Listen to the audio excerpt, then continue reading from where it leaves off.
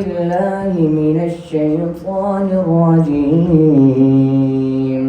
بسم الله الرحمن الرحيم. قل يا عبادي الذين أسرفوا على أنفسهم لا تقنطوا من رحمة الله، إن الله يغفر الذنوب جميعا، إنه هو الغفور الرحيم. وأنيبوا إلى ربكم وأسلموا له من قبل أن يأتيكم العذاب ثم لا تنصرون. واتبعوا أحسن ما أنزل إليكم من ربكم من قبل أن يأتيكم العذاب بغتة وأنتم لا تشعرون. أن تقول نفس يا حسرة على ما فرطت في جنب الله وإن كنت لمن الساخرين. أو تقول لو أن الله هداني لكنت من المتقين. أو تقول حين ترى العذاب لو أن لي كرة فأكون من المحسنين. بلى قد جاءتك آياتي فكذبت بها واستكبرت وكنت من الكافرين. ويوم القيامة ترى الذين كذبوا على الله وجوههم مسودة أليس في جهنم مثوى للمتكبرين. وينجي الله الذين اتقوا بمفازتهم لا يمسهم السوء ولا هم يحزنون. الله خالق كل شيء وهو على كل شيء وكيل. له مقاليد السماوات والأرض والذين كفروا بآيات الله أولئك هم الخاسرون. तर्जुमा, आप फरमा दीजिए मेरे बंदो, जिन्होंने अपनी जानों पर ज़्यादती कर ली है तुम अल्लाह की रहमत से मायूस ना होना। बेशक अल्लाह सारे गुनाह मुआफ़ फरमा देता है, वो यकीनन बड़ा बख्शने वाला बहुत रहम फरमाने वाला है। तुम अपने रब से मुआफ़ी मांगो और उसके इताअत गुज़ार बंदे बन जाओ, इससे पहले कि तुम पर आज़ाब आ जाए और फिर तुम्हारी कोई मदद न की जाए। इस बेहतरीन किताब की पैरवी करो जो तुम्हारे रब की तरफ से तुम्हारी जानिब उतारी गई है, इससे पहले कि तुम पर अचानक आज़ाब आ जाए और तुम्हें खबर भी ना हो। ऐसा ना हो कि कोई शख्स कहने लगे, हाय अफसोस उस कमी और कोताही पर जो मैंने अल्लाह के हक़ में की है, उल्टा मैं तो मजाक उड़ाने वालों में से था। या कहने लगे, अगर अल्लाह मुझे हिदायत देता तो मैं ज़रूर परहेज़गारों में से हो जाता। या अज़ाब देखते हुए कहने लगे कि अगर एक बार मेरा दुनिया में लौटना मुमकिन हो जाए तो मैं नेककारों में से हो जाऊंगा। उस वक्त अल्लाह की तरफ से ये जवाब मिलेगा, क्यों नहीं, बेशक मेरी आयतें तेरे पास आई थी, सो तूने उन्हें झुठलाया, तूने तकब्बुर किया और काफिरों में से हो गया। आज जिन लोगों ने अल्लाह पर झूठ बोला है, क़यामत वाले दिन आप उन्हें देखेंगे कि उनके चेहरे सयाह होंगे। क्या तकब्बुर करने वालों का ठिकाना जहन्नुम नहीं है? इसके बरअक्स अल्लाह परहेज़गार लोगों को कामयाबी की वजह से निजात देगा, ना उन्हें कोई बुराई पहुँचेगी और ना ही वो गमगीन होंगे। अल्लाह हर चीज़ का खालिक भी है और हर चीज़ पर निगहबान भी। उसी के पास आसमानों और ज़मीन की कुंजियाँ हैं। जिन लोगों ने अल्लाह की आयतों का इनकार किया वही लोग नुकसान उठाने वाले हैं। सदक़ल्लाहुल अज़ीम।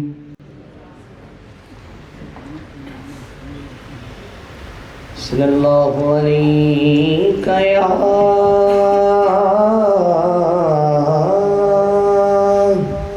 یا رسول اللہ وسلم علیکہ یا حبیب اللہ. ہم سوئے حشر چلیں گے شہ ابرار کے ساتھ.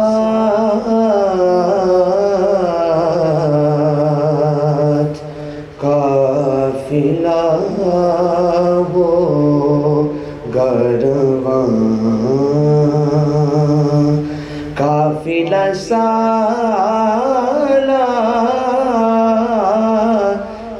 کے ساتھ.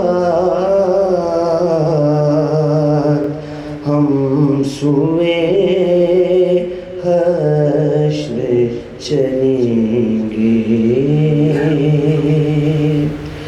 یہ تو طیبہ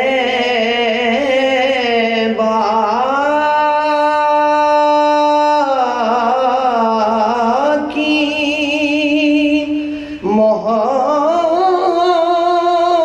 محبت کا اثر ہے، ورنہ کون دیتا ہے، کون روتا ہے لپٹ کے در و دیوار کے ساتھ.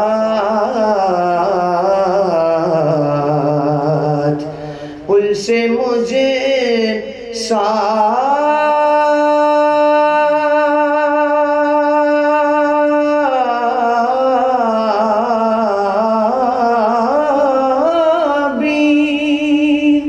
گناہ گار گزر جائے گا. ہوگی سرکار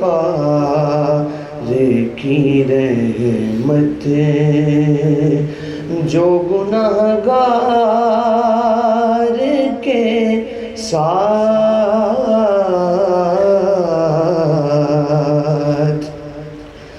ہم بھی مزے ہے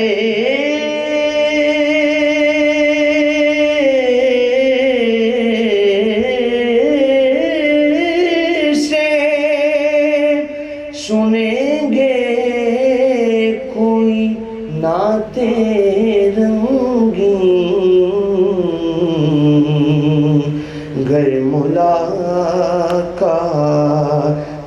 ہوئی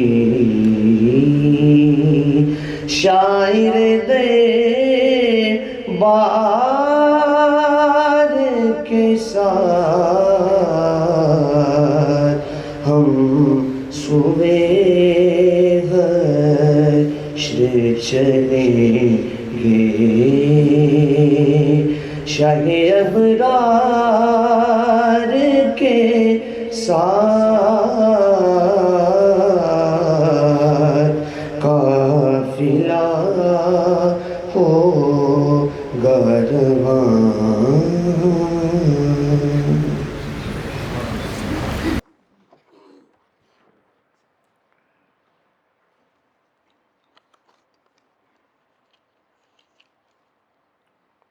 بسم اللہ الرحمن الرحیم.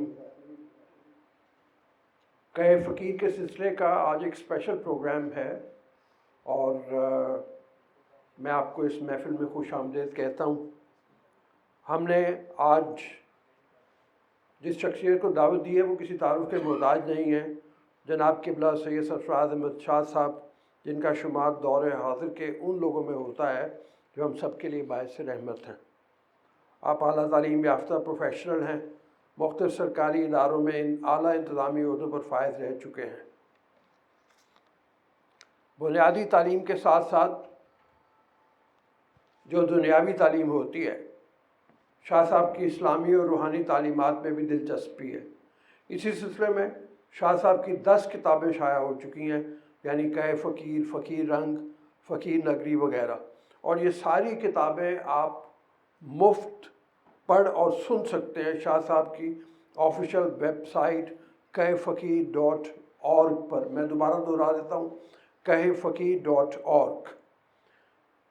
آج کے اس پروگرام کو خاص طور پہ یہاں پہ انتظام کرنے کے لیے ہم ممنون ہیں عامر شیخ صاحب کے، سی او ہیں یونین وینچرز، یہ یو ایس بیسڈ کمپنی ہے اور یہ خود دبئی میں بیسڈ ہیں۔ ان کے بہت ممنون ہیں کہ انہوں نے انتظام کیا اس محفل کا۔ تو شاہ صاحب اگر آپ کی اجازت ہو تو ہم سوالات کا سلسلہ شروع کرتے ہیں۔ سب سے پہلے یہ فرمائیے کہ یہ سوالات جو ہیں یہ آپ ہی لوگوں کے جو ساتھی ہیں بہت سارے، ان کے تعاون سے ہم تک پہنچے ہیں، اور شاہ صاحب کے سامنے ہم رکھیں گے، ان کے گوش گزار کریں گے، ان کے جواب آپ تک پہنچاتے ہیں۔ کیا خود کلامی اور خود اعتصابی تصوف میں کامیابی کی کنجی ہے؟ کیا تسبیح خود کلامی کی ایک شکل ہے؟ اس کے بارے میں ارشاد فرمائے۔ نحمدہ و نصلی علی رسول الکریم، اعوذ باللہ من الشیطان الرجیم، بسم اللہ الرحمن الرحیم۔ السلام علیکم خواتین و حضرات۔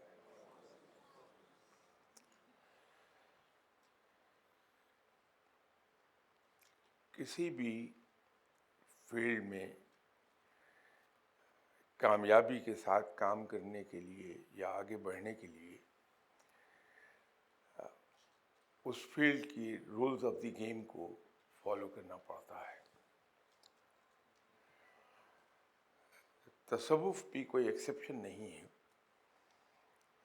اس میں بھی اس کے رولز آف دی گیم ہے جنہیں اگر ہم فالو کریں تو بڑی تیزی سے رب تعالیٰ کی قربت کی طرف بڑھ جاتا ہے آدمی۔ فقیر کے لیے سب سے اہم چیز خود احتسابی ہے کہ وہ ہر لمحے اپنی ذات پر نظر رکھتا ہے کہ میں کہیں کوئی ایسا کام نہ کر دوں جو قرآن اور سنت کے وضع کردہ سٹینڈرڈ سے نیچے چلا جائے۔ وہ ان سٹینڈرڈز کو فالو کرتا ہے جو قرآن اور سنت نے مرتب کیے ہیں۔ قرآن اور سنت کے وہ اصول تصوف کے لیے یقیناً نہیں ہیں، بلکہ ایک اچھا مسلمان بننے کے سٹینڈرڈز ہیں، اور ہمیں تھوڑا سا اپنے ذہن میں ایک تصور کلیئر کرنا پڑے گا کہ فقیر کوئی ایسی چیز نہیں ہوتا جو کوئی دوسرے لوگوں سے مختلف نظر آئے۔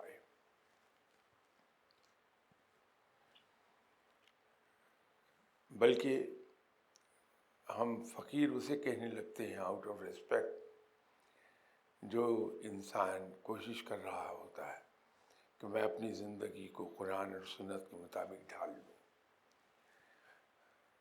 جب انسان قرآن اور سنت کے وضع کردہ سٹینڈرڈز کے مطابق زندگی گزار رہا ہوتا ہے تو اس پر اللہ تعالیٰ کی رحمتوں کی بارش ہوتی ہے، مختلف انعامات ملتے ہیں، اور ان انعامات کو ہم لوگ سمجھ نہیں پاتے، اور ہم یہ سوچتے ہیں کہ اس کے پاس کوئی ماورائے فطرت قوتیں ہیں۔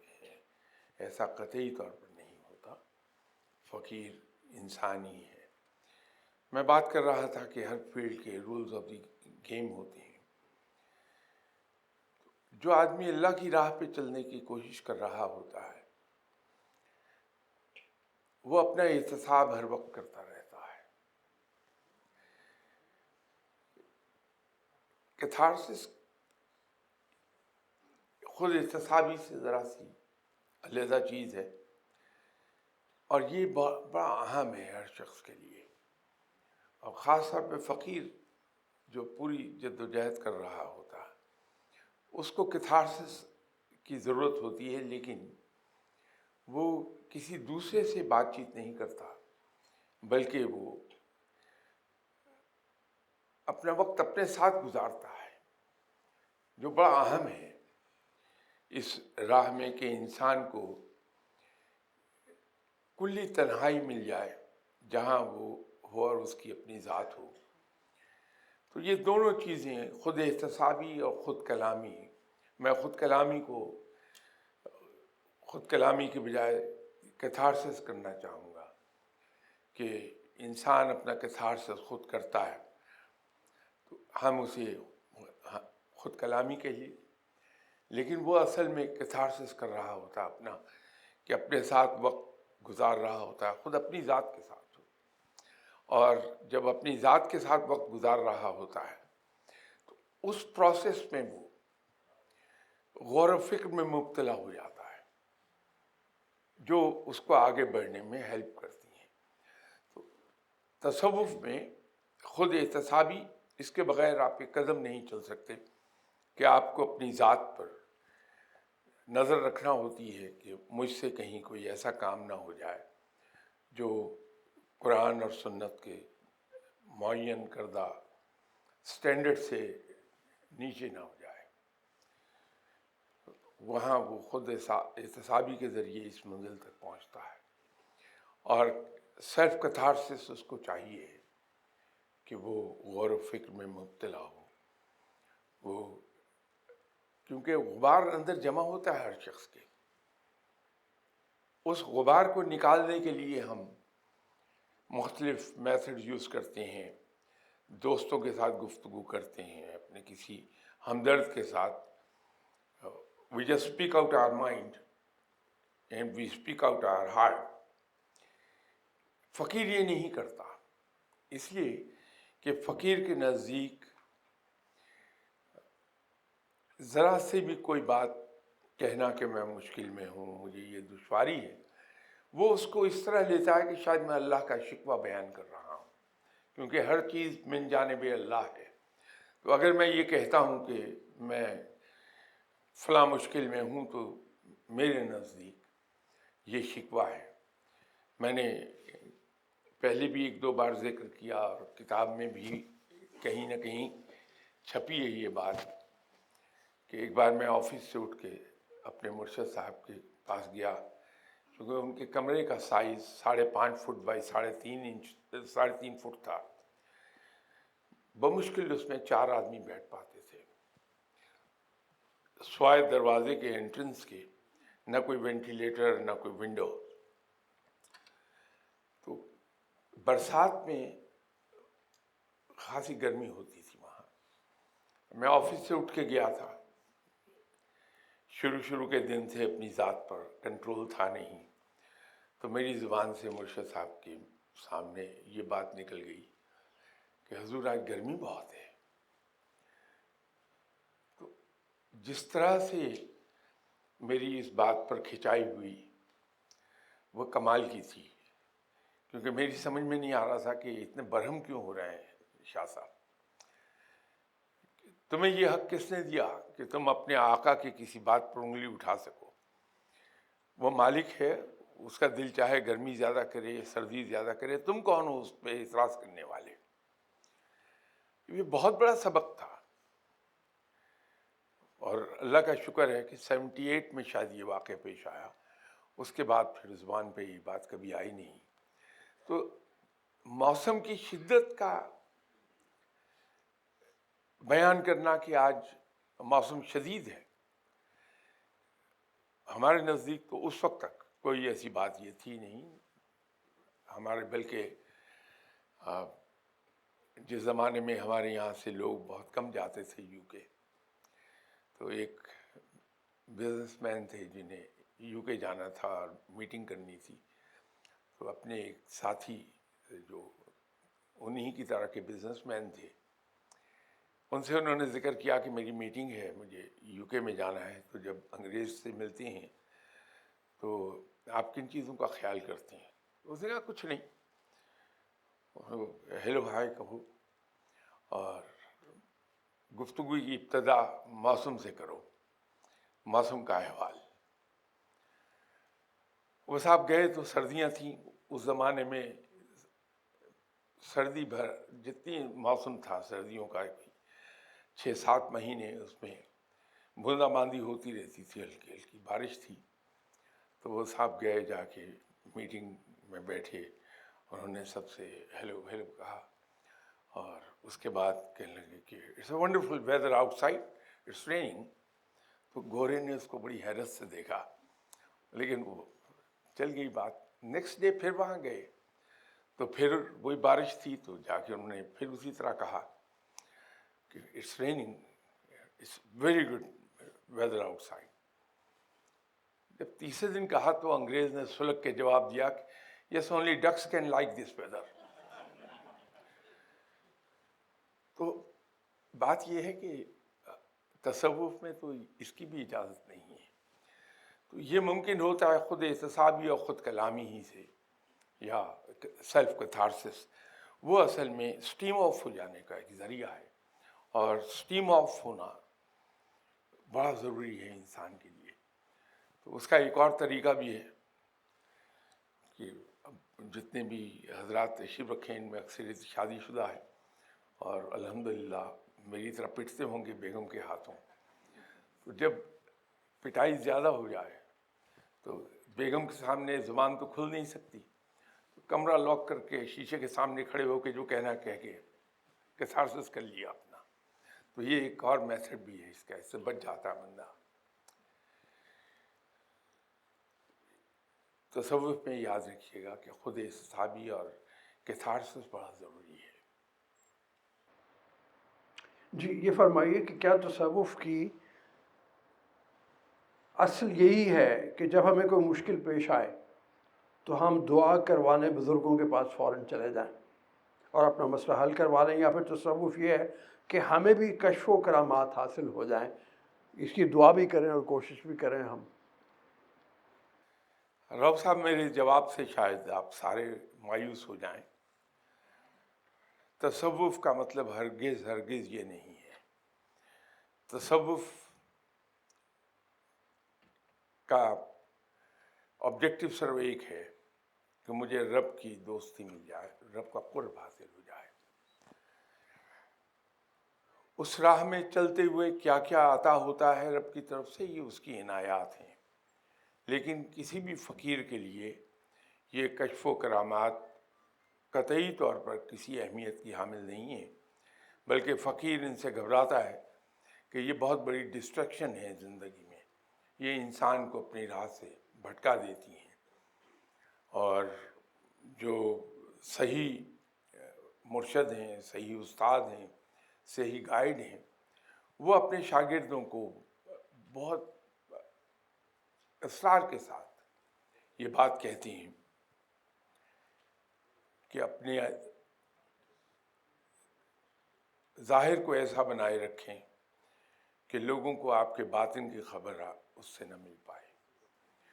وہ اسی لیے ہوتا ہے کہ جب لوگوں میں آدمی اٹھتا بیٹھتا ہے اور لوگوں کو خلق خدا کو یہ پتہ چلتا ہے کہ یہ مستجاب الدعوات ہے، یا رب تعالیٰ نے اس پہ رحمت کی ہوئی ہے، اسے کشف و کرامات حاصل ہیں، تو لوگ اس سے ہر وقت چمٹے رہتے ہیں. اس سے دو نقصان ہوتے ہیں، ایک تو اس کی عبادات میں خلل ہوتا ہے، اور دوسرا اس کا نفس پھلنے پھولنے لگتا ہے جب لوگ اسے جھک کے سلام کرتے ہیں. اور وہی کسی بھی فقیر کے لیے زہر ہے کہ اس کا نفس پھلنے پھولنے لگے. اس لیے فقیر ان چیزوں سے دور رہتا ہے. جتنے بڑے بڑے اولیاء کرام گزرے ہیں، ان کی اپنی لکھی ہوئی کتابیں اگر ہم پڑھیں تو ایک عجیب و غریب سی چیز کا احساس ہوتا ہے کہ ان بڑے بڑے اولیاء کرام نے اپنی لکھی ہوئی کتابوں میں کہیں کشف و کرامات کا ذکر نہیں کیا، بلکہ وہاں صرف اور صرف تقوی اختیار کرنے کے مختلف طریقے سے تلقین کی ہوئی ہے. انہوں نے اپنی کشف و کرامات کا ذکر نہیں کیا. اور یہ رویہ میرے خیال میں کوئی زیادہ صحیح نہیں ہوگا. جس زمانے میں میں شروع میں مل رہا تھا اپنے مرشد صاحب سے، لیٹ 70s، تو کچھ مجھے مشکل پیش آئی تو میں نے اپنے مرشد صاحب سے عرض کی کہ حضور یہ پرابلم ہے، اس کے لیے دعا فرما دیں۔ انہوں نے سر مجھے دیکھا آنکھ اٹھا کے، جواب نہیں دیا، بات ختم ہو گئی۔ کچھ عرصے کے بعد پھر میں نے کسی دعا کے لیے عرض کر دیا تو مرشد صاحب کے پاس کچھ صاحبان علم بھی آیا کرتے تھے جو فردر اپنے آپ کو ڈیولپ کرنا چاہتے تھے۔ تو جب ہم مرشد صاحب کی محفل سے باہر نکلے تو میں گاڑی میں بیٹھ رہا تھا، انہی میں ایک سید صاحب تھے، بہت ہی نورانی چہرہ اور بارش، بہت ہینڈسم آدمی۔ انہوں نے میرے کان میں ہلکے سے کہا کہ شاہ صاحب آپ سے ایک عرض کروں؟ میں نے کہا فرمائیے، حکم کریں آپ، کہ آپ مرشد صاحب سے دعا کرنا کہا کیجیے۔ تو معلوم نہیں مجھے کیا ہوا کہ میں نے اپنی عادت کے برخلاف ان سے فوراً کہا کہ جی ٹھیک ہے، آئندہ نہیں کہوں گا۔ وقت گزر گیا، خاصی مشکلات کا زمانہ بھی آیا، سب ہوا، لیکن میں نے اس کے بعد شاہ صاحب سے کبھی دنیاوی مشکل کا ذکر نہیں کیا۔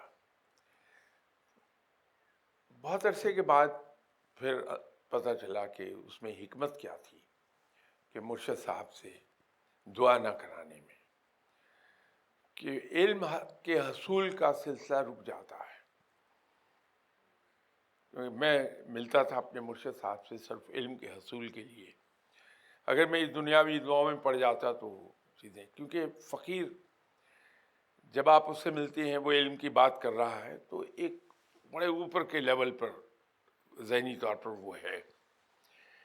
جب ہم اس سے دنیاوی دعا کا کہتے ہیں تو اس دنیاوی دعا کے سلسلے میں اس کو اس لیول سے اتر کے نیچے آنا پڑتا ہے جس کو وہ پسند نہیں کرے گا، اور پھر اس کی زبان سے جو کچھ نکلے گا اس کا معیار وہ نہیں ہوگا جو اس اوپر کے درجے پر وہ بیٹھ کے آپ سے علم کی بات کر رہا ہے۔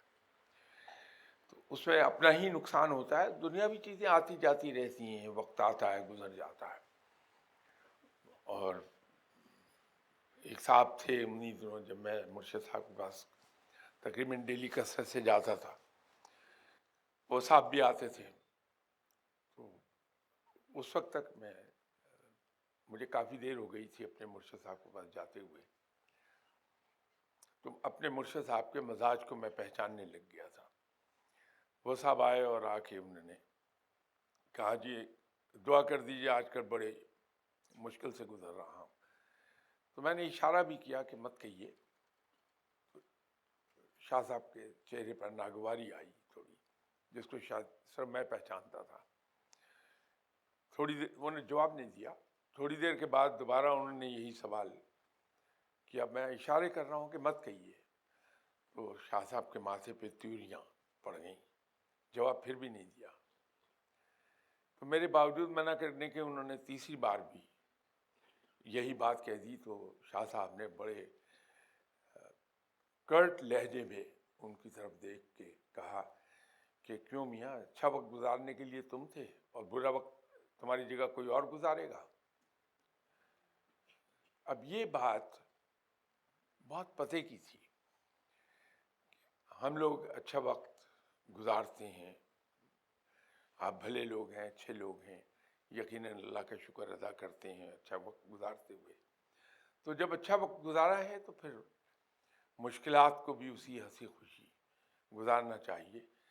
یاد رکھیے کہ فقیر کبھی جھوٹ نہیں بولتا، لیکن 3 موقعوں پر جھوٹ بولے گا وہ۔ جب وہ مشکل میں ہوگا تو اپنے آپ کو راحت میں ظاہر کرے گا، جب بھوکا ہوگا تو اپنے آپ کو پیٹ بھرا ظاہر کرے گا،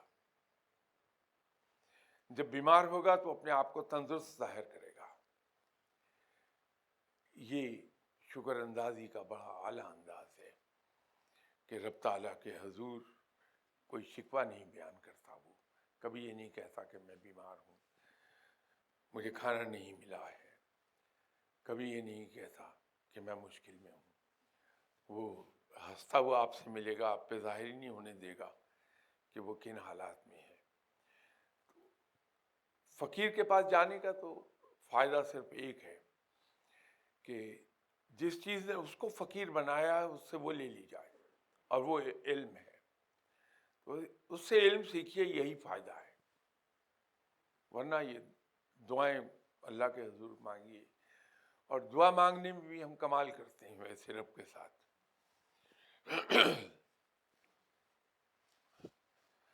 میں اکثر اللہ سے دعا مانگتا ہوں کہ یا اللہ میری پوسٹنگ فلاں جگہ کر دے، یا اللہ مجھے یہ ترقی دے دے۔ یہ کبھی نہیں سوچا کہ جو پوسٹنگ میں نے مانگ کر لی ہے رب تعالیٰ سے دعائیں کرا کرا کے، اس کا نتیجہ کبھی صحیح نہیں ہوا، وہ مشکلات کا شکار ہو جائے گا۔ تو اگر رب تعالیٰ سے ایک دعا ہم کر لیں، اس دعا کے 3 حصے ہیں، میرے خیال میں اس سے زیادہ جامع دعا کوئی نہیں ہے کہ یا اللہ تو میری خطاؤں کو، گناہوں کو معاف فرما کے مجھ پر رحم کر دے۔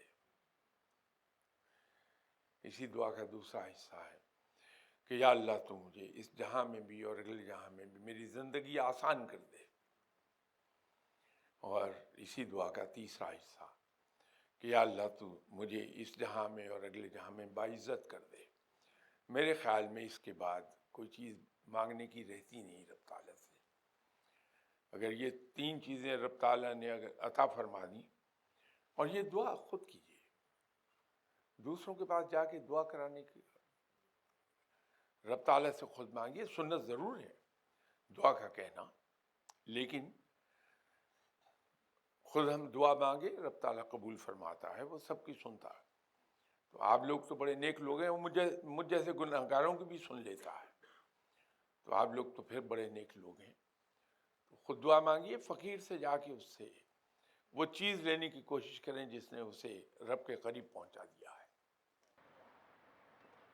شاہ صاحب یہ فرمائیے، دعا کا کوئی وقت بھی متعین ہونا چاہیے؟ بعض لوگ کہتے ہیں کہ ایک ہی وقت پہ اگر آپ دعا مانگتے چلے جائیں گے تو مونوٹنس ہو جائے گا، یا یہ ہے کہ کسی بھی وقت دعا کر لی جائے؟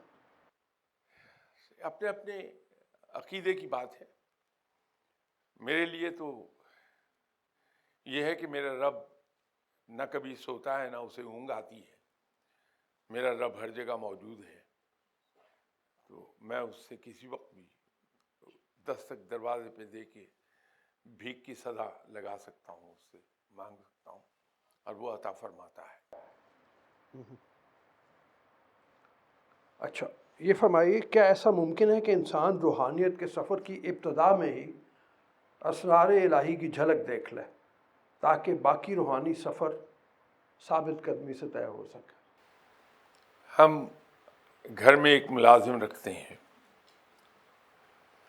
ایسا نہیں ہوتا کہ پہلے دن ہی میں اسے اپنے بیڈ روم میں داخل ہونے کی اجازت دے دوں، یا جو میرے بیڈ روم میں سیف پڑی ہے میں اس کی چابی اسے پہلے دن ہی دے دوں۔ وہ سفر آہستہ آہستہ اس اعتماد کا سفر وہ طے کرے گا کہ پہلے اس کو جہاں اس کے بیٹھنے کی جگہ وہیں پہ کہا جائے گا یہ کام کر دو، یہ کر دو، آہستہ آہستہ اگر وہ قابل اعتماد پروو ہو رہا ہے تو آہستہ آہستہ وہ گھر کے اندر آنے لگے گا، پھر وہاں سے بیڈ روم میں اور پھر میری کمرے میں رکھی ہوئی تجوری کی چابی اس کے حوالے ہو جائے گی۔ یہ سب سے آخری سٹیج ہے۔ تو کارخانہ قدرت کی ایک جھلک دیکھنا یہ اسی وقت ممکن ہوتا ہے جب انسان کو رب اپنے قریب کر لے، اس پر اعتماد کرتا ہے۔ اس لیے فقیر کو کبھی یہ کہتے نہیں سنیں گے کہ میں نے کارخانہ قدرت کی سیر کی تو وہاں یہ دیکھا یہ دیکھا، وہ یہ باتیں نہیں کرتا۔ باقی ایک سٹیج آتی ہے علم کی کہ وہ دوسروں کو انسپائر کرنے کے لیے کچھ چیزیں وہ بیان کرتا ہے، لیکن ان چیزوں کی طرف کبھی نہیں آئے گا کہ میں نے کشف کے ذریعے فلاں جگہ کی سیر کی، وہاں یہ تھا یہ تھا، وہ نہیں بتاتا کسی کو، اس لیے کہ وہ پھر اعتماد کھو دے گا رب کا، کہ یہ وہ چیزیں ہیں جو رب تعالیٰ عیا نہیں کرتا عام لوگوں پہ۔ تو جب وہ یہ بیان کرنے کی طرف آ جاتا ہے تو پھر وہ لوز کرتا ہے۔ اس سفر میں مناظر ایسی ہوتی ہیں جہاں پہ بھٹکایا بہت زیادہ ہے، تو وہ بھٹکائے جانے کو کاؤنٹر کیسے کریں اور وہ کس طریقے سے دیکھیں کہ یہاں پہ میں صحیح سمت میں چل رہا ہوں یا نہیں چل رہا؟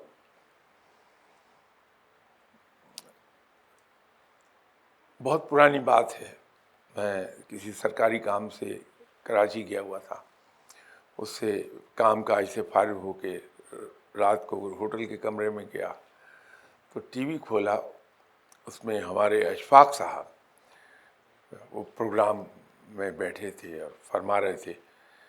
اب معلوم نہیں وہ پروگرام کیا تھا، میں نے تو جس جگہ دیکھا میں صرف اتنا کوٹ کر رہا ہوں۔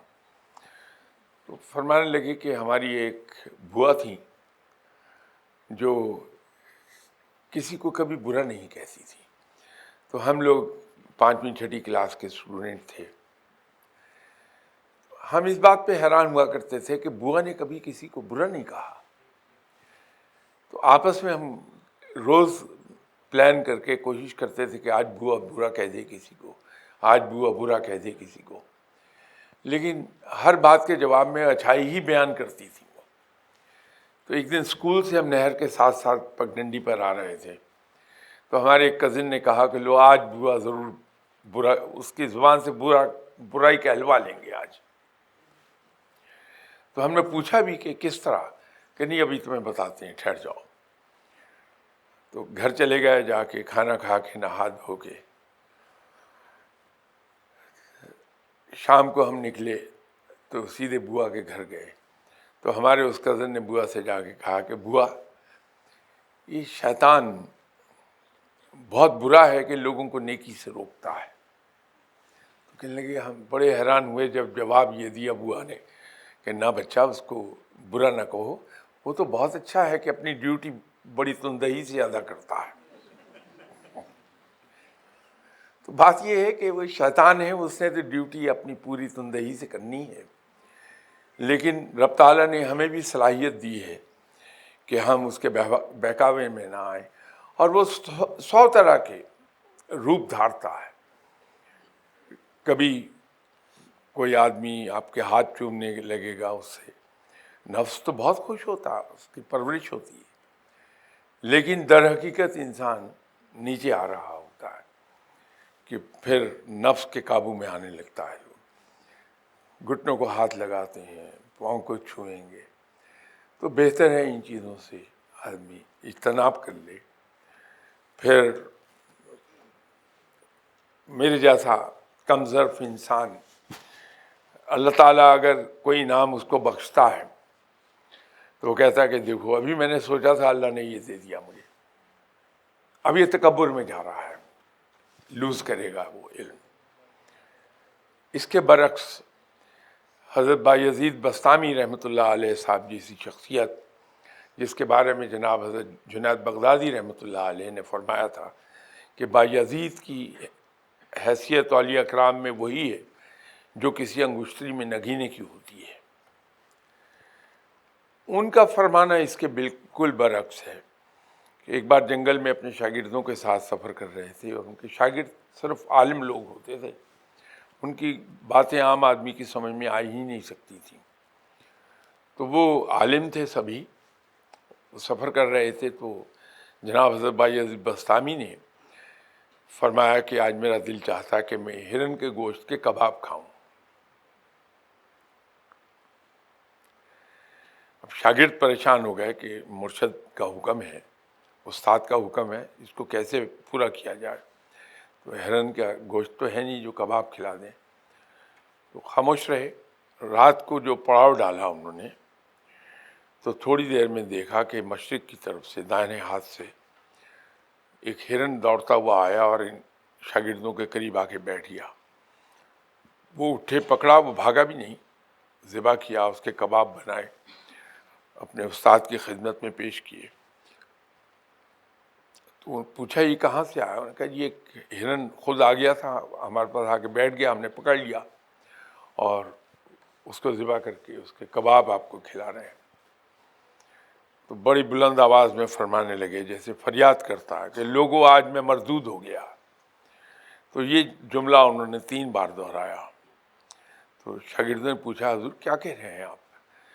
نے کہا کہ جب رب اپنے کسی بندے کی نفس کی خواہش پوری کرنے لگے تو سمجھ لو کہ رب سے دور ہو گیا وہ، تو مردود بمائے دور ہونے کے۔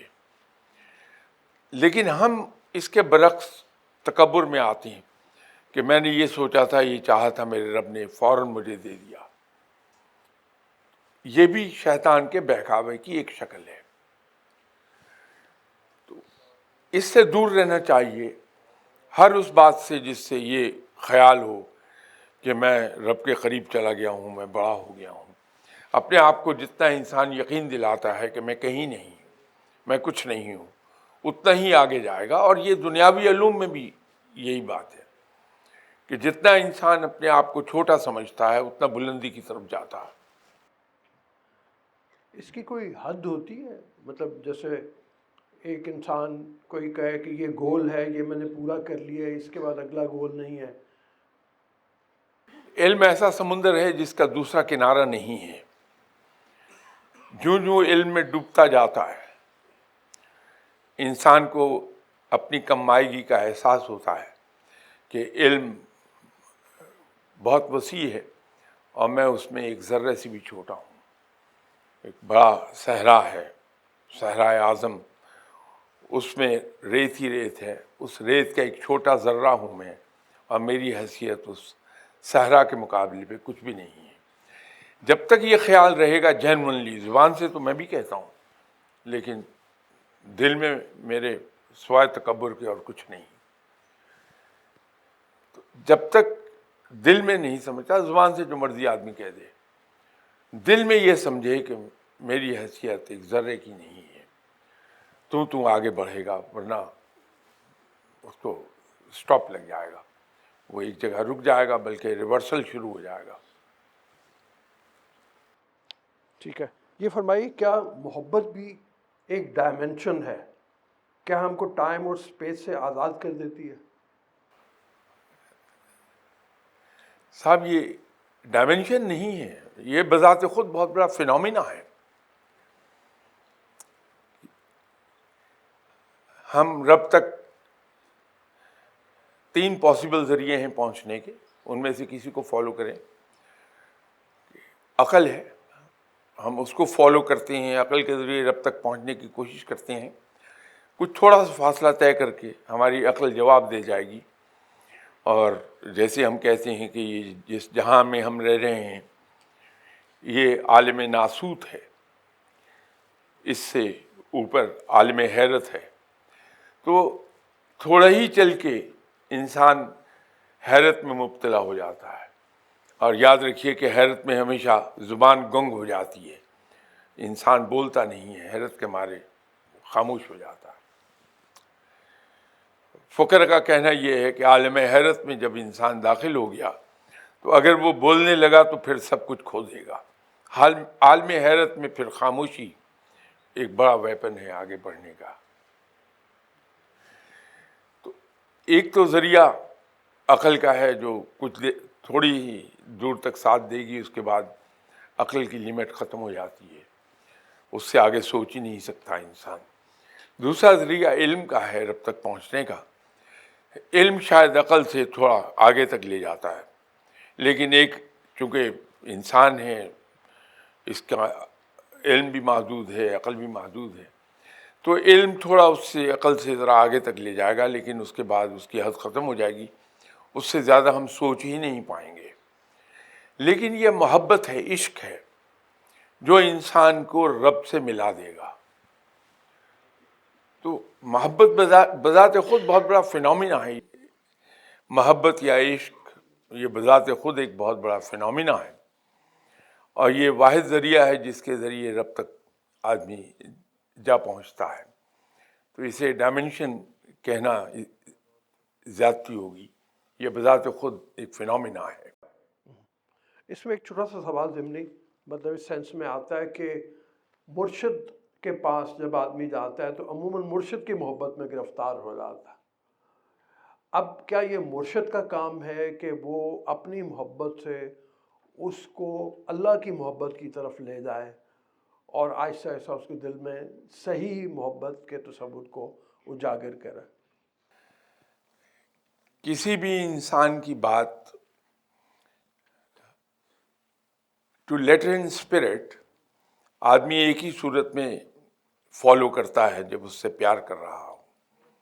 خوف سے حکم کی تعمیل تو کرے گا لیکن اس کے اندر روح نہیں ہوگی، اس تعمیل میں اس کا جذبہ نہیں ہوگا، وہ صرف ایک ڈیوٹی پوری کرتا ہے. لیکن جب کسی سے آدمی پیار کر رہا ہوتا ہے تو پھر اس کی ہر خواہش، خواہ کتنی تکلیف ہو، وہ تکلیف اٹھا کے خوشی سے اس کو پورا کرتا ہے. تو مرشد سے جب تک ہم پیار نہیں کرتے، ہم مرشد کی بتائی ہوئی کسی بات کو to letter in spirit follow نہیں کر پائیں گے. یہ بڑا ضروری ہے کہ مرشد، کیونکہ مرشد تو سبق دے گا ایثار اور قربانی کا. مرشد سے آپ ذکر کیجئے فلاں آدمی نے مجھے بہت تنگ کیا ہے، میرا دل چاہتا ہے میں اس کے خلاف یہ کر دوں، میرے پاس طاقت بھی ہے، میں کر پاؤں گا. مرشد کبھی آپ سے یہ نہیں کہے گا کہ ہاں ٹھیک ہے تم ایکشن لو اس کو. وہ آپ سے کہے گا معاف کر دو، اس لیے کہ یہ سنت رب ہے معاف کرنا، معاف کر دو. وہ قربانی اور ایثار کا سبق دیتا ہے. اس کی باتوں کو آپ فالو کر ہی نہیں سکتے جب تک کہ آپ اپنے مرشد سے عشق نہیں کر رہے. جب ہم مرشد سے پیار کرتے ہیں اور اس کی ہر بات کو ٹو لیٹر ان اسپرٹ مانتے ہیں، بغیر کیوں، کب، کیسے، کس طرح، کس جگہ، یہ جو کاف ہیں ان کو اپنی ڈکشنری سے ہم آؤٹ نہیں کر دیتے. مرشد کے معاملے میں ہم مرشد کی بات کو مان نہیں سکتے. تو جب مرشد کی بات کو ہم آنکھیں بند کر کے ماننے لگتے ہیں تو وہ پھر ہمیں لے جاتا ہے جناب حضرت علی کرم اللہ وجہہ کی دہلیز تک. جناب حضرت علی کرم اللہ وجہہ کی دہلیز سے انسان پہنچتا ہے آپ صلی اللہ علیہ وسلم کی دہلیز تک، اور وہاں سے پھر رب تک چلا جاتا ہے. لیکن یہ مدارج طے ہوں گے ایک ہی صورت میں جب ہم شیخ کے عشق میں مبتلا ہوتے ہیں، آپ صلی اللہ علیہ وسلم کے عشق میں مبتلا ہوتے ہیں، اور فائنلی رب کے عشق میں مبتلا ہوتے ہیں. تو پھر کہیں جا کے ہم یہ مدارج طے کر پاتے ہیں، ورنہ آدمی راستے میں لڑکھڑا جاتا ہے. ٹھیک ہے. یہ فرمائیے اگر ہم دور دراز سے اپنے دوست کو ملنے جائیں تو خالی ہاتھ دوست کی زیارت نہیں کی جاتی. اب رب تعالیٰ جس کو ہم اپنا دوست مانتے ہیں، اس اعلیٰ دوست کے شان شان اس کی خدمت میں کیا تحفہ پیش کریں کہ وہ خوش ہو جائے؟ یہ ہم بچپن سے سنتے آئے ہیں، آپ سب، آپ بھی، میں بھی، کہ اللہ کے حضور سب سے اعلیٰ تحفہ عاجزی ہے، اس لیے کہ عاجزی وہاں نہیں ہے. تو ہم عاجزی کا لبادہ اوڑھ کے اللہ کے حضور اگر پیش ہوتے ہیں تو یہ اس کے حضور بہت بڑا نذرانہ ہے. پھر رب تعالیٰ آپ صلی اللہ علیہ وسلم سے عشق کرتا ہے. تو جس طرح سے کسی ماں کے دل میں اترنے کا آسان راستہ اس کے بچوں سے پیار ہے، کہ اس کے بچوں سے پیار کریں تو ہم اس کی والدہ کے دل میں اتر جاتے ہیں. تو آپ صلی اللہ علیہ وسلم سے پیار رب کو خوش کر دے گا. تو آپ صلی اللہ علیہ وسلم سے عشق جو کرتے ہیں یہ ایک اعلیٰ درجے کا تحفہ ہے اللہ کے حضور کے، وہ ہمیں سینے سے لگاتا ہے. ٹھیک ہے. تخلیہ جس کی بات شروع میں بھی آپ نے ارشاد فرمایا کہ آدمی طلب کرے، اور وہ کہتے ہیں کہ تخلیہ ایسا ہو کہ اپنے آپ سے بھی تخلیہ طلب کر لے اکیلے تنہائی کا. لیکن عموماً ہم لوگوں کے بیچ میں بیٹھے ہوئے ہوتے ہیں، تو کیا ایسا طریقہ کوئی ہے، ایسے ممکن ہے کہ لوگوں کے درمیان بیٹھ کر خاموش ہو کر ہم غور و فکر میں ڈوب سکیں؟ عبادت میں یکسوئی بہت ضروری ہے. عبادت کا صحیح انعام ملتا ہی اس وقت ہے جب انسان پوری یکسوئی سے رب کو پکار رہا ہوتا ہے. تو جب ہم دل سے، زبان سے، دماغ سے رب کو پکارنے میں مصروف ہوتے ہیں تو ہماری آنکھیں اور ہمارے کان اگرچہ کھلے ہوں لیکن وہ در حقیقت بند ہوتے ہیں. آپ نے شاید کہیں پڑھا ہو کہ کچھ فقیر ایک پریکٹس کرتے ہیں کہ وہ اپنی تسبیح لوگوں کے درمیان بیٹھ کے آن پرپز کہ کنسنٹریشن کا وہ اپنے امتحان کرتے ہیں. تو وہ تسبیح کرتے ہیں، لوگ باتیں کر رہے ہوتے ہیں، وہ اپنی تسبیح میں مشغول ہوتے ہیں، ڈسٹرب نہیں ہوتے. پھر اگلی سٹیج ان کی یہ آتی ہے کہ شور شرابے میں بیٹھ کے وہ تسبیح کرتے ہیں، اور آخری یہ ہوتی ہے کہ لوگوں کو بلاتے ہیں کہ میرے چاروں طرف ڈھول بجاؤ. تو وہ کنسنٹریشن اپنی ٹیسٹ کر رہے ہوتے ہیں. بھری محفل میں، مجلس میں تخلیہ حاصل کر لینا کنسنٹریشن کی انتہا ہے، اور وہ حاصل ہوتی ہے بندے کو اگر پوری طرح رب کی طرف رجوع ہو جائے تو. ٹھیک ہے. یہ فرمائیے کچھ ایسے دن آتے ہیں کہ نماز کی پابندی اور خشوع و خضوع رہتا ہے، پھر نفس دنیا میں مبتلا ہو جاتا ہے. بعض اہل نظر کہتے ہیں کہ ایسے میں کسی بزرگ کی رہنمائی کی ضرورت ہوتی ہے. تو اس حوالے سے رہنمائی فرمائیے. بزرگ کے پاس جائیے، وہ صرف آپ کو ایک بات کہے گا کہ اس کی فکر نہ کرو، نماز پڑھتے رہو، اللہ کو پکارتے رہو. اس لیے کہ وہ فقیر جس کے پاس آپ گائیڈنس کے لیے ہم گئے ہیں، وہ فقیر اچھی طرح جانتا ہے کہ ہیومن سائیکالوجی کیا ہے. فقیر ہیومن سائیکالوجی کا ماہر ہوتا ہے، یہ یاد رکھیے گا. اگرچہ اس نے تعلیم نہیں حاصل کی ہوتی، لیکن وہ ہوتا ہیومن سائیکالوجی کا بہت ماہر ہے. تو وہ جانتا ہے کہ انسان پر کیا بیتتا ہے. انسانی زندگی میں وقت آئے گا کہ وہ پوری طرح راغب ہو جائے گا عبادات کی طرف، رب کی طرف، نیکی کی طرف. پھر آہستہ آہستہ اس سے ہٹنا شروع ہوتا ہے. ایک وقت آتا ہے کہ وہ بڑی دور ہو جاتا ہے. یہاں آپ کا مرشد رول پلے کرتا ہے کہ وہ آپ کو چھوڑنے نہیں دیتا. دل نہیں چاہتا، کوئی بات نہیں، تم پڑھو، نماز پڑھو. تمہیں خیالات تنگ کر رہے ہیں، آنے دو، اس کی فکر مت کرو، تم نماز پڑھو. نتیجہ یہ کہ اس دور سے آدمی جب گزر جاتا ہے تو پھر راغب ہو جاتا ہے عبادات کی طرف. تو یہ وقت انسان پر آتا رہتا ہے. ہر انسان پہ جس طرح سے اچھے اور برے دن آتے ہیں، عبادات کے سلسلے میں بھی اس پر یہ وقت آتا رہتا ہے کہ اس کی کیفیات ایسی ہو جاتی ہیں کہ کبھی بہت زیادہ راغب ہو جائے گا، کبھی ماڈریٹلی چل رہا ہوگا، اور کبھی دور ہو جائے گا. عبادات ہر حال میں جاری رہنی چاہیے. اور رب تعالیٰ، لیکن ایک چیز یاد رکھیے کہ عبادات کو فرض سمجھ کے ہم ادا نہ کریں. جو عبادات ہیں وہ پورے ذوق و شوق سے ادا ہونی چاہیے کہ یہ میرے رب کا شکرانے کا ایک طریقہ ہے، اپنے رب کی عظمت کو سلام کرنے کا ایک طریقہ ہے، اپنے رب کا حق ادا کر رہا ہوں کہ میں اس کی عبادت کر رہا ہوں. تو جب یہ سمجھ کے آدمی ادا کرتا ہے، کیونکہ فرض تو آدمی گلے سے اتارتا ہے، ایک روٹین میں ادا کرتا ہے، لیکن یہ ذوق و شوق عبادت میں رہے تو رب تعالیٰ کے قریب چلا جائے گا آدمی. ٹھیک ہے. پاکستان کے جو موجودہ حالات ہیں، اس حوالے سے اکثر لوگ سوال اٹھاتے ہیں یہ، اور وہ یہ کہ جہاں بے روزگاری ہے، معاشی بحران عروج پر ہے، تو اس میں رہتے ہوئے رب کی دوستی کو کیسے پایا جا سکتا ہے؟ نیز یہ بھی فرمائیے کہ ایک پاکستانی مسلمان اپنے دل کی صفائی کیسے کر سکتا؟ ابھی شروع میں ان صاحب نے تلاوت کلام پاک کا شرف حاصل کیا تھا، جو ہم سب نے سنا، بلکہ سننے کا شرف حاصل ہوا ہمیں. اس میں رب تعالیٰ نے اپنی رحمت سے مایوس نہ ہونے کی تلقین فرمائی ہے. مایوسی کفر ہے. ہمیں اللہ کے حضور یہ توقع رکھنی چاہیے کہ پروردگار ہمارے حالات ٹھیک کر دے گا، اور عنقریب.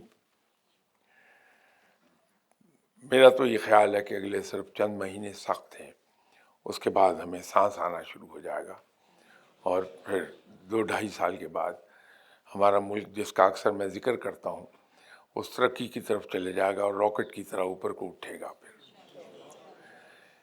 تو مایوسی کی کوئی، میرے نزدیک تو کوئی ریزن ہے نہیں مایوسی کی۔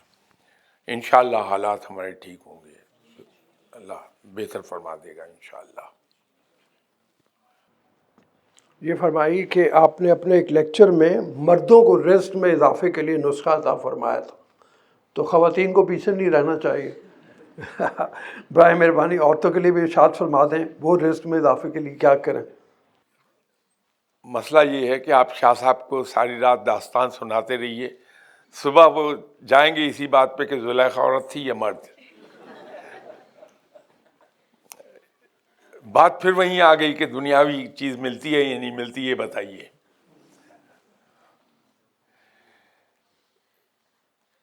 مردوں کے رزق میں اضافے کا جو ذریعہ ہے، جو نسخہ ہے، وہ خواتین پر بھی اسی طرح ویلڈ ہے، ان کے لیے بھی اسی طرح کارگر ہے۔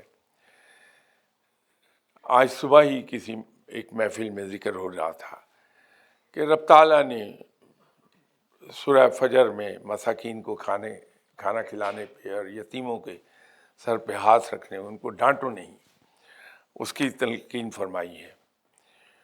تو جن صاحب نے یہ سوال اٹھایا، انہوں نے تلاوت کی سورہ فجر کی ان آیات کی، اور آخر میں کہنے لگے صاحب یہ کھانا کھلانے کی اہمیت کیا ہے؟ تو وہ ایک پوری بیک گراؤنڈ اس کی ہے کہ یہ سورہ فجر میں یہ آیات آئی ہیں، یہ نازل ہونے کی وجہ کیا تھی، کن حالات میں یہ نازل ہوئی ہیں، یہ کھانا کھلانے کی اتنی فضیلت کیوں ہے۔ میں اس میں نہیں جاتا کہ آپ بور ہوں گے، بڑا خوش موضوع ہو جائے گا، لیکن یہ میں عرض کر دوں کہ یہ کھانا کھلانے کی اہمیت کا مجھے یوں تو اندازہ تھا کہ ہر فقیر کھانا کھلانے پہ بڑا زور دیتا ہے کہ میں اس کے یہاں آئے آدمی تو کھانا کھا کے جائے۔ اس پہ ویسے میں فقیر نہیں ہوں، اس لیے آپ کی اطلاع کے لیے عرض ہے، تو کھانا کھلا کے بھیجتا ہے۔ تجربہ یہ ہوا ہے کہ رب تعالیٰ کے ساتھ، بلکہ رب تعالیٰ کو ادھار دیجئے، قرض دیجئے اس کو،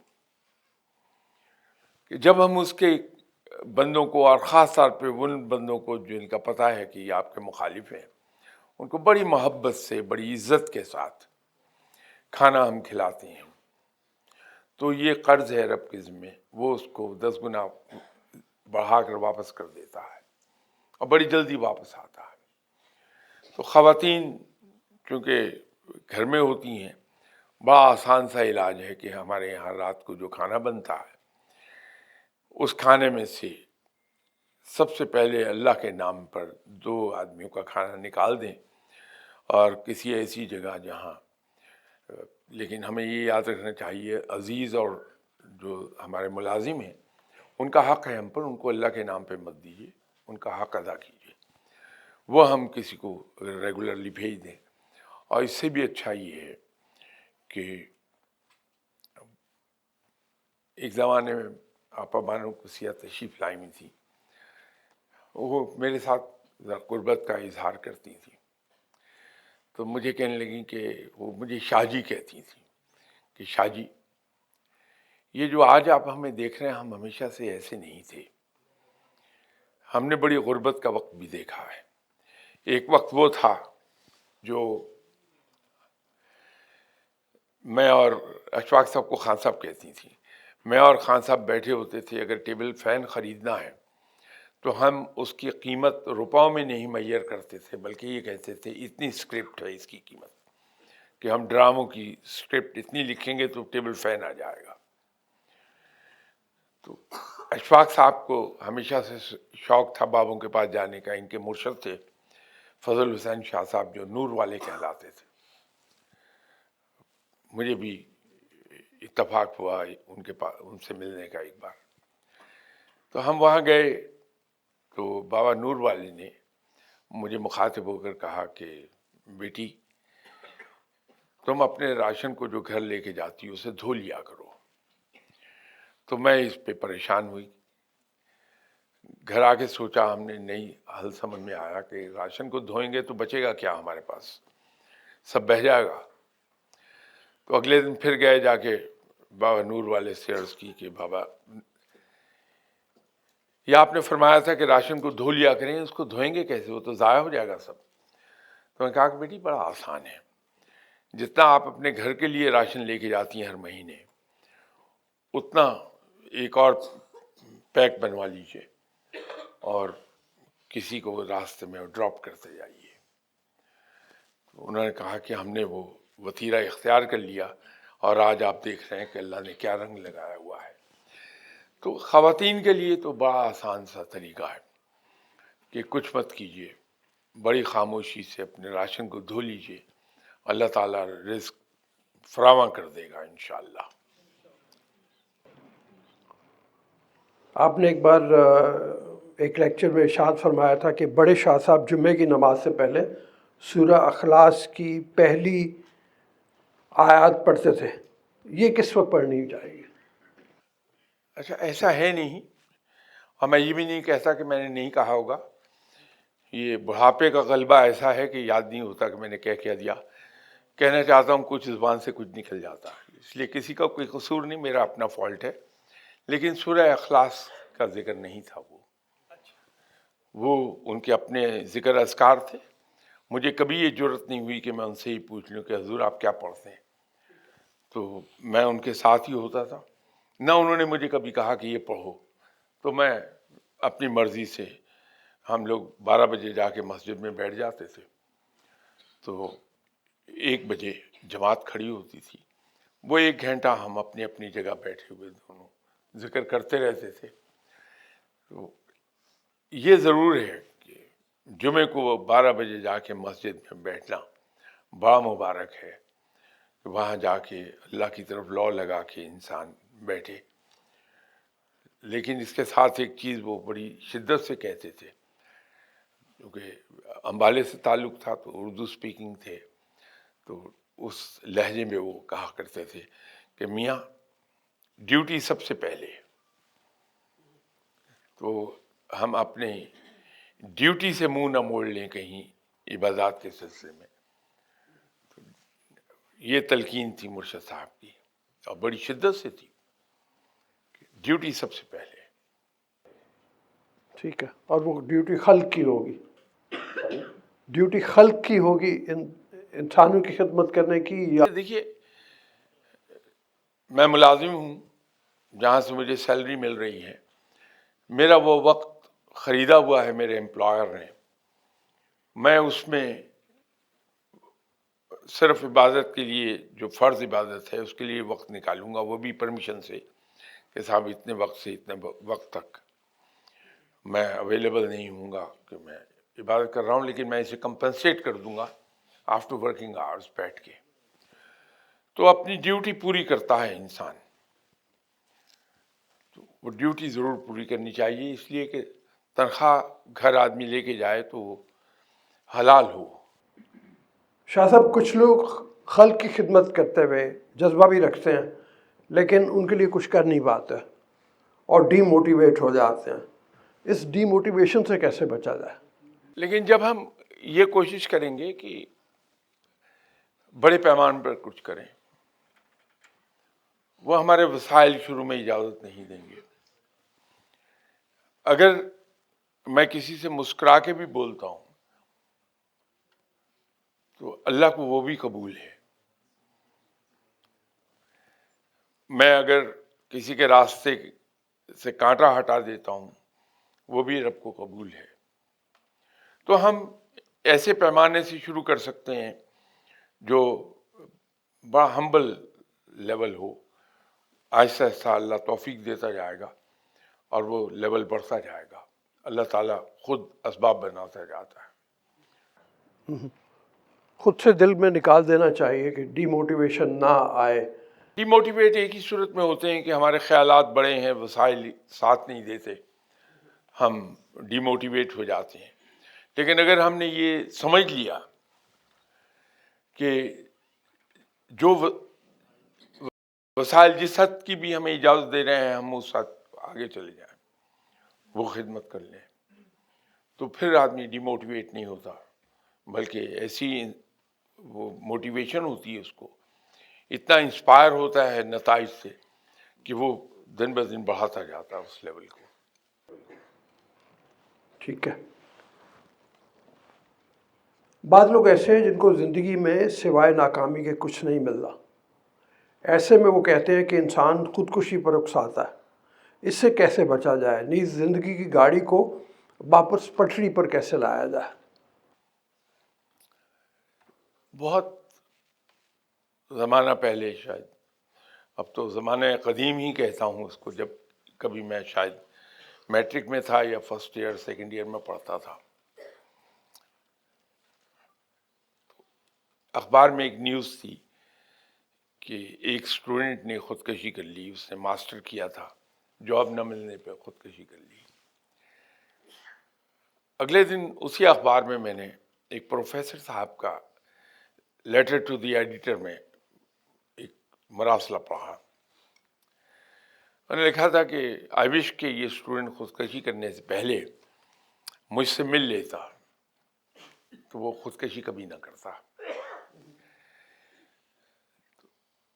اصل ان کی اس مراسلے کا جو جس تھا وہ یہ تھا کہ ہمارے یہاں ایک عجیب بات ہے کہ جو کوئی پڑھ لکھ جاتا ہے، ماسٹرز کی یا بیچلر کی ڈگری لیتا ہے، تو اس کی خواہش یہ ہوتی ہے کہ میں وائٹ کلر جاب میں چلا جاؤں. وہ رکشے والے کا منشی ہونا پسند کرے گا، خود رکشہ نہیں چلائے گا. یہ ان پروفیسر صاحب کا لکھا تھا. تو بڑی آگے انہوں نے خوبصورت بات لکھی تھی جو اپروو بھی ہوئی ہے. انہوں نے لکھا تھا کہ اگر ایک ماسٹرز کیا ہوا بندہ سڑک کے کنارے ایک صندوقچی لے کے بیٹھ جائے اور لوگوں کے شوز پالش کرے، تو اس میں بھی ایسی ندرت پیدا کرے گا کہ وہی اس کی ایک صندوقچی کھوکھے میں بدلے گی، کھوکھے سے ایک شاپ میں تبدیل ہو جائے گی، اور وہاں اس کے کئی اسسٹنٹ ہائر ہو جائیں گے، کام تیزی سے بڑھ جائے گا. کچھ عرصہ پہلے ایک چیز دیکھنے میں آئی کہ میں خود تو نہیں ابھی وہاں گیا، کہ ڈیفنس میں کچھ MBA حضرات نے جو لمس سے MBA کیے ہوئے ہیں، انہوں نے چائے بیچنا شروع کر دی. اور ایک وقت آیا کہ پورا شہر جاننے لگا کہ وہاں چائے بکتی ہے اور بڑی مزے کی بکتی ہے. اس کے اندر وہ ندرت انہوں نے پیدا کر لی کہ دار چینی والی چائے، ادرک والی چائے، اس طرح کی چائے وہ بیچتے ہیں، اور ان کا کاروبار بڑھ گیا. ابھی اگلے دن میں گزر رہا تھا گلبرگ کے کسی سڑک سے، اب وہ یاد نہیں کہاں تھا میں، تو وہاں میں نے ایک بورڈ دیکھا. تو میں نے وائف سے پوچھا کہ بڑا مانوس نام ہے چائے والا. تو انہوں نے بتایا کہ یہ وہی ہیں جو ڈیفنس میں تھے، تو اب وہ لبرٹی کے ارد گرد کہیں آ گئے ہیں. اسی طرح ایک اور صاحب کا سنا کہ وہ بھی MBA ہیں. انہوں نے لاہور میں ایک کھانے کی جگہ بنا لی، بڑی لمیٹڈ سپیس ہے.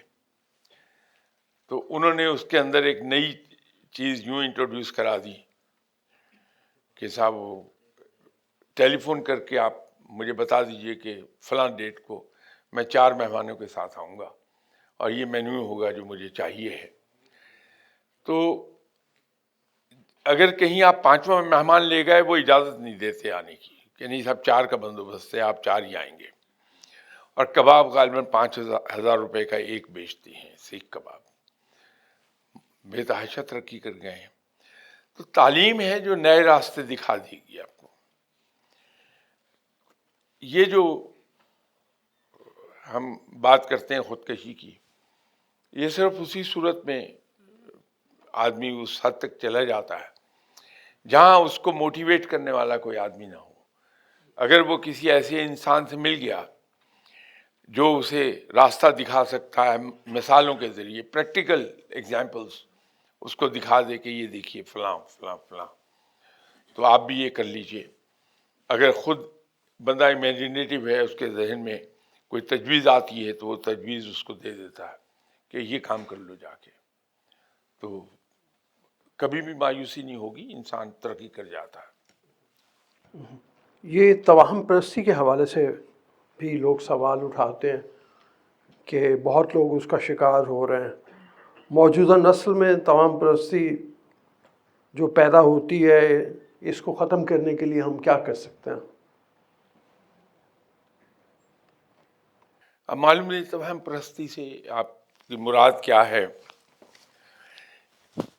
توہم پرستی کا ایک بنیادی وجہ تو یہ ہے کہ ہم میں سے ایک بڑی اکثریت وہ ہے جو ہندو سے مسلمان ہوئی ہے، اور مسلمان ہونے کے باوجود ہم ہندوؤں کے ساتھ ہی رہتے رہے.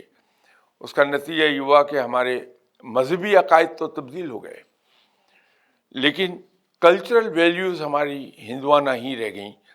آج ہم اپنی شادی بیاہ کی رسومات، فیونرل کی رسومات اور دوسری رسومات پہ نظر ڈالیں تو اس میں ہندوانہ ٹچ ملتا ہے آپ کو. اس کے اثرات بڑے گہرے ہیں. ان کے یہاں یہ توہم بہت زیادہ ہیں کہ صاحب بلی راستہ کاٹ گئی کالی بلی، اب میں کام پہ نہیں جاتا کیونکہ کامیابی نہیں ہوگی.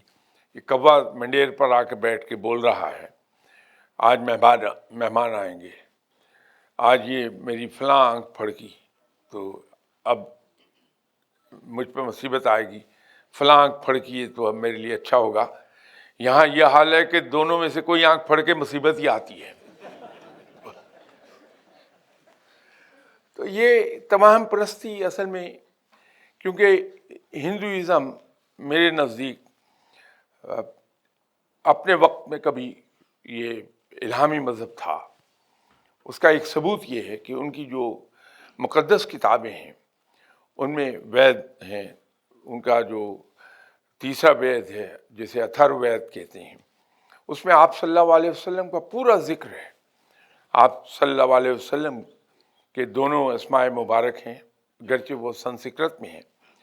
آپ صلی اللہ علیہ وسلم کی ازواج مطہرات کی تعداد ہے، غزوات کی تعداد ہے، ان کی فتوحات کی تعداد ہے، ان کی سواریوں کی تعداد، سواریوں کے نام، سب اس میں مینشن ہے. تو اس سے مجھے اندازہ ہوتا ہے کہ یہ الہامی اپنے وقت میں کبھی الہامی تھا، لیکن وقت کے ساتھ ساتھ اس پہ گرد پڑتی گئی تو آہستہ آہستہ اب وہ کوئی مذہب تو رہا نہیں، وہ رسومات کا مجموعہ ہو گیا ہے. تو اس کے اندر جو ہندو مائتھالوجی جس کو ہم کہتے ہیں، اور یہ ہندو جو اومنس لیتے ہیں، یہ بہت زیادہ ہے اور ہمارے پر انہی کا اثر ہے. اگر تو توہم پرستی سے مراد آپ کی وہ ہے تو اس کی تو یہ ریزن ہے، لیکن خود ہمارے اندر ایک عجیب طرح کی توہم پرستی ہے.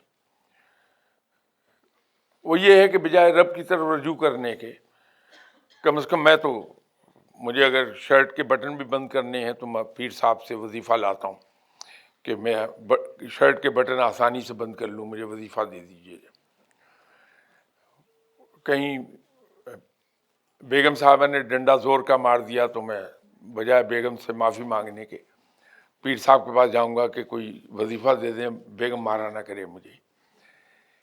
یہ جو ہم نے سیکھا ہے کہ بجائے رب کی طرف رجوع کرنے کے ہم رجوع کرتے ہیں ایسے لوگوں پر جن کے بارے میں یہ مشہور ہوتا ہے کہ ان کی تعویذوں میں بڑا اثر ہے، ان کے وظائف میں بڑا اثر ہے، ان کی دعائیں قبول ہوتی ہیں، ہم ان کے پیچھے بھاگتے ہیں. اگر اس کی صرف آدھی ایفرٹ بھی کر لیں اللہ کے پیچھے بھاگنے کی تو ہمارے مسائل از خود حل ہو جاتے ہیں. اور دوسرا یہ ہے کہ اب اتنی عمر ہو گئی میری، لیکن میں آج بھی ماننے کو تیار نہیں ہوں کہ میرا دل یہ چاہتا ہے میرے اندر چستی وہی ہو جو 25 سال کی عمر میں تھی. میں مانتا ہی نہیں ہوں. میں یہ ماننے کو تیار نہیں ہوں کہ میں انسان ہوں اور رب نے قرآن میں کہا کہ ہم لوگوں کے درمیان دنوں کو پھیرتے رہتے ہیں. مجھ پر اچھے برے دن سبھی آئیں گے، اور جس خوشی سے میں نے اچھے دن گزارے ہیں، برے دنوں کو بھی میں اللہ کا شکر ادا کر کے گزار لوں گا، اچھا وقت آ جائے گا۔ یہ جو رب سے ایک تعلق ہے میرا، وہ اصل میں دن بدن کمرشل ہوتا جا رہا ہے۔ یہ نہیں ہونا چاہیے۔ میرا رب کے ساتھ تعلق وہی ہو جو ایک بندے میں اور رب میں ہے، ایک غلام میں اور ایک آقا میں ہے۔ غلام کی تمام ضروریات کی ذمہ داری اس کے آقا پر ہے۔ غلام کو جب بھی کوئی ضرورت ہوگی وہ اپنے آقا کی طرف رجوع کرے گا کہ میری یہ ضرورت پوری کر دیں۔ تو تمام آقاؤں کا آقا ہے۔ میں بحیثیت رب کے غلام کے اپنے رب کی طرف رجوع کیوں نہیں کرتا کہ مجھے یہ دے دے؟ تو یہاں سے یہ ہمارے ایمان میں کمزوری آتی ہے۔ اگر آپ کی توہم پرستی سے مراد وہ ہے تو اس کی تو ریزنز یہ ہیں کہ اللہ پر بھروسہ، ایمان ہم سب کا ہے۔ We all believe in Allah but we don't trust ہم۔ پرابلم یہ ہے۔ تو جب ہم رب کو ٹرسٹ کرنا شروع کر دیتے ہیں تو پھر کہیں نہیں جاتے، پھر اپنے رب کی طرف رجوع کرتے ہیں بار بار۔ جی، اگلا سوال ہے سائنس کو اسلام کے ساتھ کیسے منسلک کیا جا سکتا ہے؟ دیکھا گیا ہے کہ وہ سائنسدان جنہوں نے دریافتیں کی وہ زیادہ تر ایتھیسٹ تھے، اب آج کی دنیا میں خاص طور پہ۔ ہم کیسے اسلام کی حقانیت کو ان کے سامنے ثابت کر سکتے ہیں؟ میرے خیال میں اتنی سویپنگ سٹیٹمنٹ اگر میں دوں کہ جو سائنٹسٹ ہیں سب کے سب ایتھیسٹ ہیں، وہ شاید ناانصافی ہوگی۔ سائنس میں جو خدمات مسلمانوں نے سر انجام دی ہیں، خوارزمی ہیں، الزہری ہیں۔ اب الزہری کا ایک ہی کارنامہ آج تک پوری انسانیت کو سرو کر رہا ہے کہ اس نے اینستھیزیا ایجاد کیا۔ یہ سب مسلمان تھے۔ اسٹرانومی میں مسلمانوں نے ایک نام پیدا کیا ہے۔ خود انگریز جس کی آج ہم پیروی کرتے ہیں، ان کے یہاں ریگولرلی ہر ہفتے ایک پروگرام آتا تھا ایک زمانے میں BBC پر۔ پورا ہفتہ تو وہ چلتا تھا کہ what our elders did for us، لیکن ہفتے میں ایک دن آتا تھا پروگرام کہ what Muslims did for us۔ اس میں وہ بیان کرتے تھے کہ مسلمانوں نے یہ کیا۔ اس کو تسلیم کرتے ہیں کہ ہماری جو ریسرچ ہے وہ سب کی سب بیسڈ ہے ان کتابوں پر جو ہم نے اسپین پر دوبارہ قبضہ کیا تو وہاں سے ہمارے ہاتھ لگی۔ اگرچہ کتابوں کی بہت بڑی تعداد پانی میں بہہ گئی، جلا دی گئی، لیکن جو بچی کچھ ان کے ہاتھ لگی تھیں اس میں جو تھیوریز تھیں اس پہ بیس کر کے یہ آگے آئے ہیں، تو وہ سب مسلمان تھے۔ اسی طرح جو کرسچین انوینٹرز ہیں، سائنٹسٹ ہیں، وہ شروع میں یقیناً مذہب سے دور ہو کے ایتھیسٹ ہو گئے، اس میں شک نہیں ہے، لیکن مرنے سے پہلے وہ بھی مذہب کی طرف راغب ہو گئے۔ میں مذہب کہہ رہا ہوں، اسلام نہیں کہہ رہا، تو مذہب کی طرف راغب وہ بھی ہو گئے۔ ٹھیک ہے شاہ صاحب، بڑی مہربانی، بہت شکریہ۔ سوالات اور بھی بہت سے ہیں لیکن وقت ہمارا محدود ہے، اور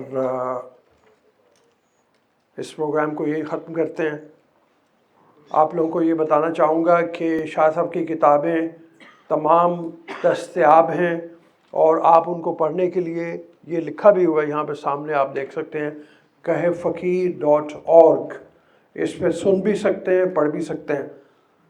10 کتابیں ہیں، ان کو ضرور دیکھیے۔ اور ہمارا پروگرام یہ چلتا رہتا ہے، ہفتہ وار پروگرام چلتا ہے۔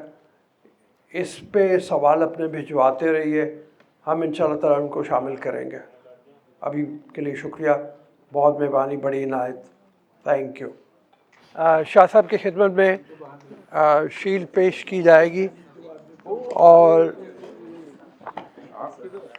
میں نے جیسے پہلے بھی درخواست کی تھی، مطلب یہ किया था। आमिर शेख साहब CEO union ventures US based company है, उनसे इनका ताल्लुक़ है, तो वो जनाब शाह साहब आप कबूल फरमाइएगा इसको।